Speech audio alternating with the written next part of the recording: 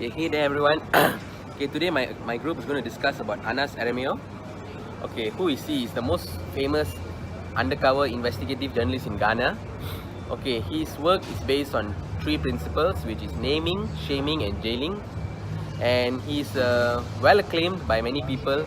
Leading figures such as the former UN Secretary General Kofi Annan and the US President Barack Obama has spoken very highly about his journalism works, which has received a lot of fame and also notoriety worldwide because it has its ethical implications. And today we are gathered here to discuss about it. Okay, so let's start.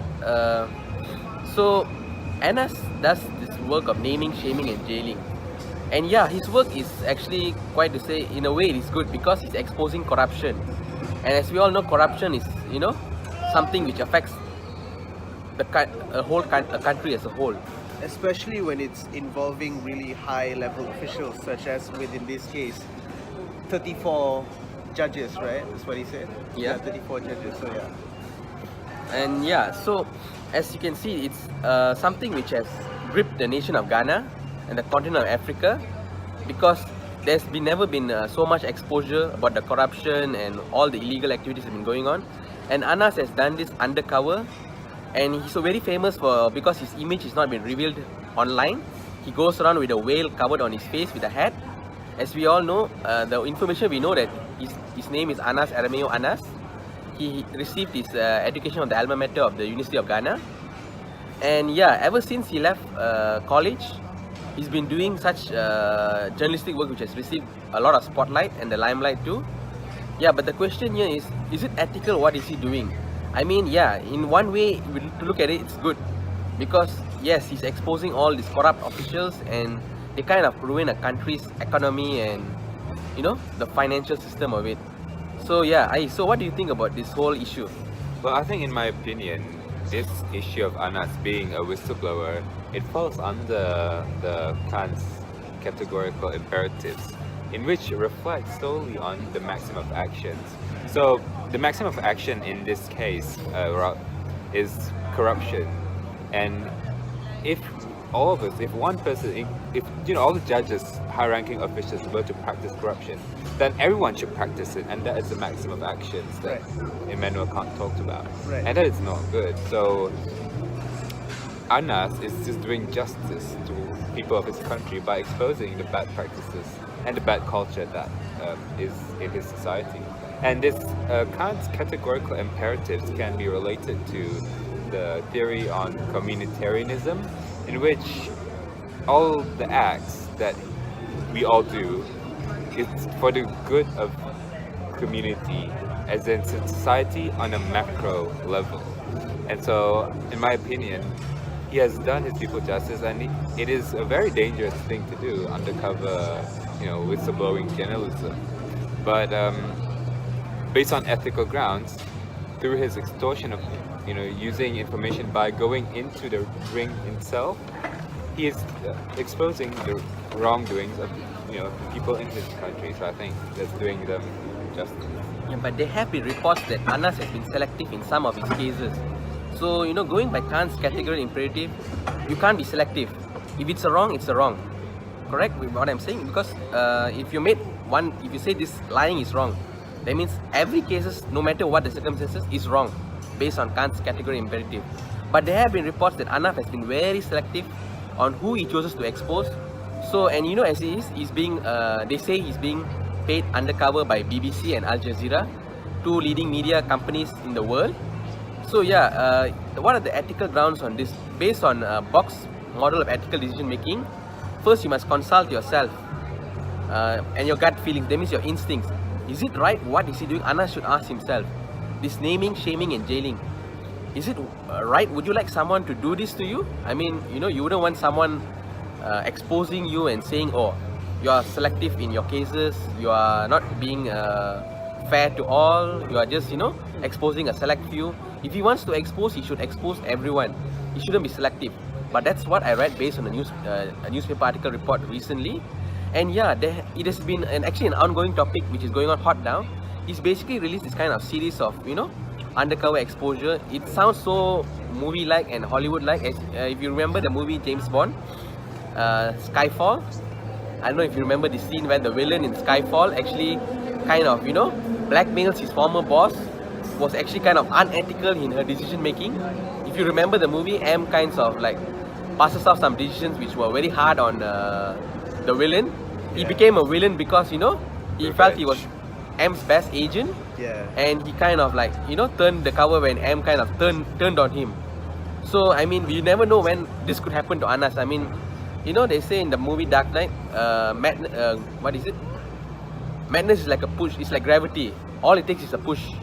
So can you drive someone to that point, to the edge of turning a knight in white shining armor into someone a very corrupted and a very tainted figure?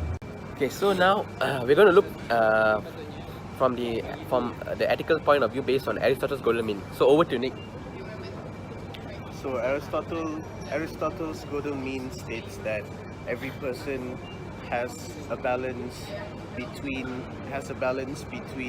an excess and a deficiency, which he calls vice, in every ability or in every level of competence that a person possesses. So the sweet spot, the middle in between excess and deficiency, is called the golden mean, and this can be applied in any, like I said just now, this can be applied in any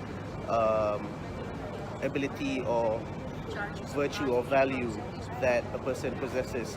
In Anas's case, I would definitely say that he do possess the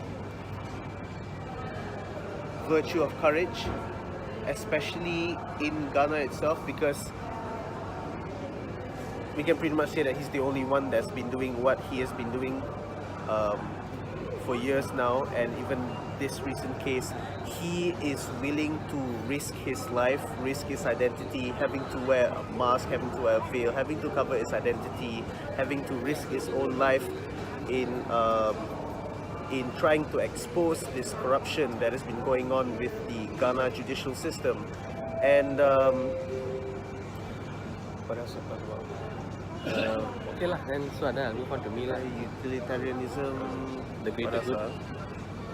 Oh yeah, and then some more. I did don't worry. Yeah, okay. And this can also be related to the principle of utilitarianism, which can basically summarize as that any action must be considered for the greater good of many people. So in this case, the people of Ghana, and what Anas is doing is in fact prioritizing the good of the people of Ghana, the Ghanaians. And by exposing the corruption that is deep rooted within the Ghana judicial system, he's able to show everyone just how skewed the judges are, especially when you're talking about this really high level judges, this high level officials that handles the top cases in the country. So by them being corrupted, by them receiving money, by them bribing, this can really changes our perspective in how we look at how they solve the case. Technically, it just reflects on their society. Right. It's becoming a culture of comments. Right, It's not right. just about the judges that in the video. They also talked about this. I think it was some gold mine project in which I think soldiers were being bribed as well. So they're just not focusing just on one institution, but multiple institutions within the government itself. Right, So right. technically, it has become a really ill culture. And Very yeah, exposing. thank you, Ais and Nick. Yeah, Anas has been combating social ills in Ghana. There have been many things going on where he's been exposing huge prostitution rings in Ghana. There have even been like child abuse cases where babies have been killed. And Africa has this culture where they tend to have these witchcraft rituals, and albino babies are considered sacred and good for these witchcraft rituals. And Anas has gone all the way to expose these people who have been being injustice. I mean, I'd say injustice because it's not fair that some people get treated differently from the rest. Like in the case of the albino babies being sacrificed for witchcraft rituals. there was a reported case where Anas exposed these people. And yeah, combating social ills is one. Exposing government's officials is one. But let's look at the perspective of the offenders. What will they say? Because based on a box model, Silla box model for ethical decision making, you have to, the first step, which I said much earlier, was you have to consult your gut instincts yourself. Is it right? What am I doing? Because he works based on naming, shaming and jailing. So Anas feels what he's doing is right because he's exposing people who are corrupt and who are detrimental to the well-being of the people of Ghana. So Anas feels like he's doing a service to the society because he's exposing all the top officials who are undermining the credibility of the people of the Ghana and trying to paint Africa in a very tainted picture of Africa. I mean Ghana especially. So yeah, and in the second step in box model for ethical decision making is consulting the experts. Anas actually set a precedence when he decided to do this investigative journalist work. So I mean, because this is like a precedent, so I don't think there'll be anyone who will be an expert per se, because Anas has set a precedent in the sense that he's the first person to go all out on his own to fight these corrupt people and corrupt officials in Ghana, and to combat social ills and all the other deficiencies and all the ills that the people of Ghana face. And then the third step is the affected. Okay, now let's look from that point of view. These people who have been corrupted, these offenders, what would they feel? I mean, have you naming, shaming and jailing them publicly? I mean, they are now in the world spotlight. I mean, is it right what Anas is doing? And especially he's been going undercover. Is it ethical? What is he doing? I mean, his works. Yes, there's a side that says yeah. On the other side, it says he's trying For to. the greater good. Yeah, it's for the greater good. For the greater good. Yeah. What about the offenders' side? I mean, Is don't he they have? doing justice Yeah, as well? I mean, is there any dignity to the offenders? I mean, by the looks of it, Anas doesn't care about the dignity of the offenders because he's just naming, shaming, and jailing them. So, what do you guys think? I mean, just want your opinion per se. I mean, on the offenders, let's look at it on the offenders side. Put your shoes in the shoes of the offenders. To be honest, right, I can see his naming, shaming, and jailing thing can be a tagline. It can be like a way for him to attract more viewers. Because if he were to, let's say, if he were to just say, 34 judges being caught bribing, stealing, or whatever, right?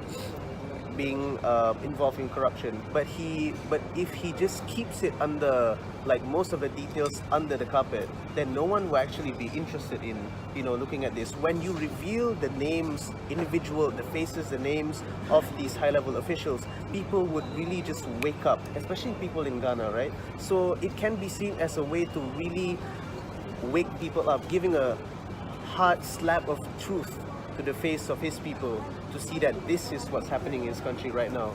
So it can be a way to attract attention. Yes, it is undignified towards the victims, Offenders. but let's be honest, you are the one who started becoming involved in corruption cases in the first place. So you have to accept the consequences, even if it comes with the price of your reputation and name becoming in ruins. Yes, remember the Spider-Man movie, with great power comes great responsibility. Right. So when we also learned that absolute power corrupts, and people will do anything in the name of power, in the name of holding a high social standing in society. People tend to abuse power, and so absolute power corrupts, and these people have been like basically ruining the lives of the people, the livelihood of the people of Ghana in general. I mean, if you look. And everywhere, it's like rampant in Africa. I mean, Africa has been known to have all this, and Anas' work has exposed all these people. So, in a way, I kind of hope that, more journalists out there will be more brave in, doing this kind of work, because Anas is the first. He has set a precedence, to do this, becoming a pioneer. Yeah, Anas is a pioneer, investigative journalist whose work has set a precedence for other journalists to follow, an example. I mean, if Anas is daring enough to go undercover for the greater good of the people of Ghana, why can't all journalists all over the world, step up their game? Because this is what the media functions as. We learned that the media functions as the fourth estate. They are a valuable asset to every country. How nice if every country in the world can have media workers, media practitioners who behave the way Anas does.